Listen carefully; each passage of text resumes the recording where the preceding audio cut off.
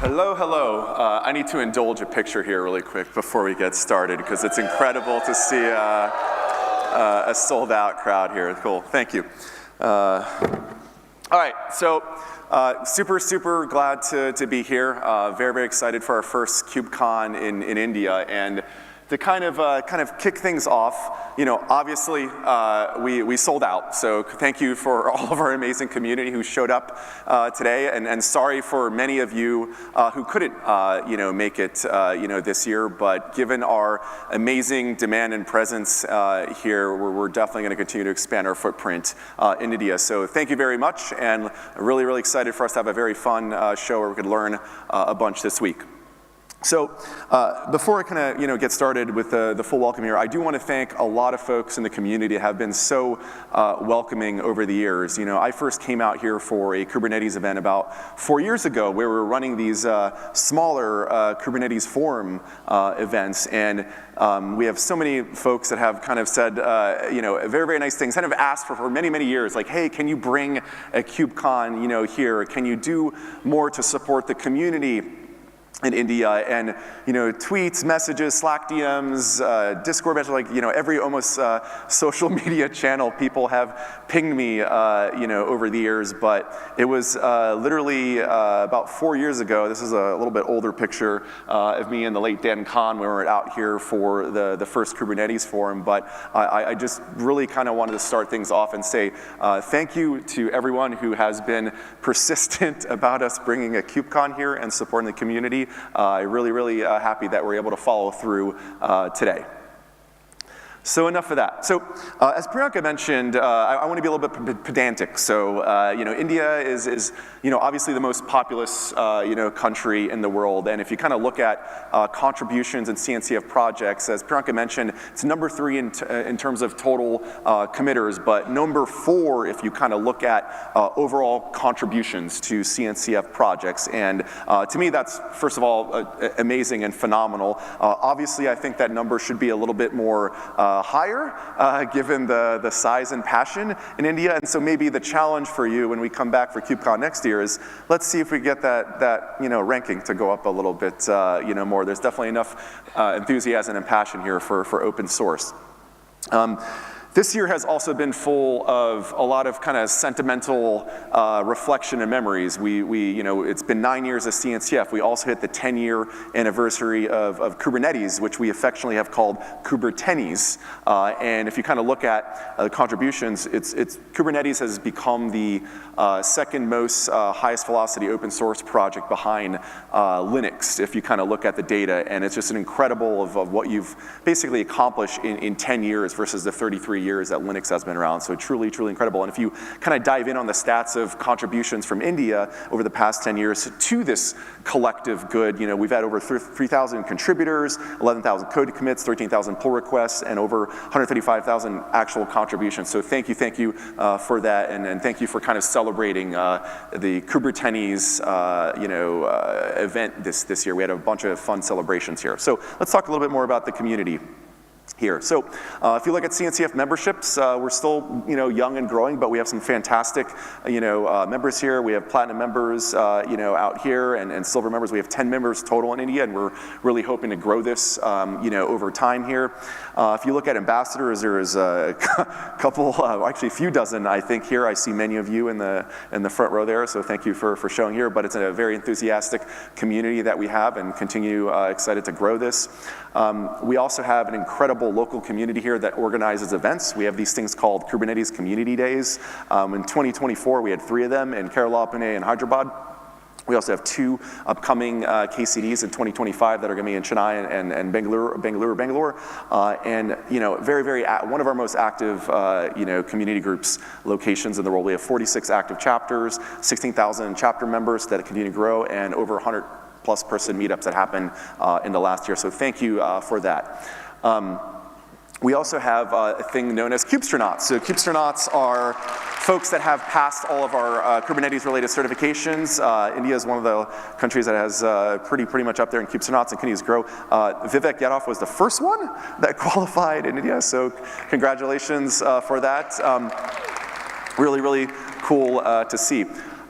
So this is a fun program. If you truly want to up-level and educate your skills, I highly recommend you become a Kubestronaut. You could check out that QR code, but one special thing we're doing for all attendees and people that were on the wait list for this event is we're going to offer you and extend our Cyber Monday promotion sale, which is 60% off, so look for your email for that. So definitely want to encourage everyone to partake in this lovely program. The other kind of amazing thing that we're announcing today that we're going to kick off in January 2025 next year is a Golden Kubestronaut program with a lot more benefits, a stronger community.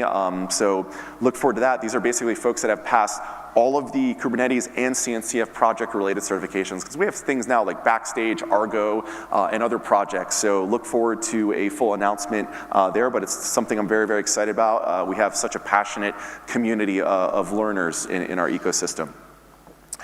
The other thing that, if some of you are watching the announcements at KubeCon, North America earlier this year, we basically announced a challenge regarding essentially patent trolls that were affecting the cloud native ecosystem, and we opened up this competition to everyone, and I'm happy to announce that we have some winners already, which is awesome. So we have a few winners that came out, Nico and then Chris Emidio, who tied for second place, but this was so successful for us, and we're actually able to have a effect on the ecosystem because open source and cloud native has been so successful that it is being attacked by patent trolls now, and we're looking to kind of quash and really repel these folks. We're going to be announcing our next patent troll challenge soon, so look forward to that, and you could follow more information at cncf.io/heroes. Could not be an event without me trying to get more people to fill out our annual survey. This is used by so many people in our community. I'd love strong representation from the Indian community this around. It takes about 15 or so minutes to fill it out. Check that out. Would love to kind of get more input. Also, finally, what's more kind of exciting here is, we kind of have like a saying, inside the Linux Foundation that, the currency of open source is contribution, and there are an incredible amount of ways to contribute. We have over 200 projects in CNCF. We need help with code, documentation, design, translations, and so on, and there are an incredible amount of resources across CNCF, from the contribute.cncf.io guide. There's the amazing CNCF Slack that has something around 100,000 people in it. There's the contributor, which highlights first-time issues to kind of get started. We have the Zero to Merge program, and of course we have LFX mentorships, which actually get paid a stipend to go contribute to a CNCF project. So please check these out. Like, truly, contributing is how to get influence and kind of up-level your skills in open source land. So finally, we had so much success here that we've already planned and booked next year for the second KubeCon in India, and just like our other KubeCons, we like to rotate cities, right? There's a lot of, it's interesting where, every kind of country we go to, there's like passionate communities, like, hey, you should go to, you should do it in Bangalore, you should do it in Delhi, you should do it in Pune, you should do Hyderabad. Well, we're gonna rotate cities, and next year in August 6th and 7th, it's gonna be in Hyderabad. So I'm very, very excited, and I expect a larger crowd there. So please put that on the calendar. We're gonna be opening up registration in January for that. And to kind of, kick it off for my next, colleague that I'd like to introduce on stage. So, many of you know that CNCF, it's a large foundation, but we are homed within the Linux Foundation. The Linux Foundation is the parent of CNCF and provides us a lot of support, and the Linux Foundation hosts a ton of different foundations, from GraphQL to the PyTorch Foundation, and I'm happy to have Arpit talk a little bit about kind of what the Linux Foundation is planning for India, and a little bit about his role at the Linux Foundation. So without further ado, I'll bring up Arpit next to talk about things, and I really want to thank everyone here for supporting and coming to the first KubeCon. You're going to learn a lot this week, so thank you again for the support, and let's welcome Arpit.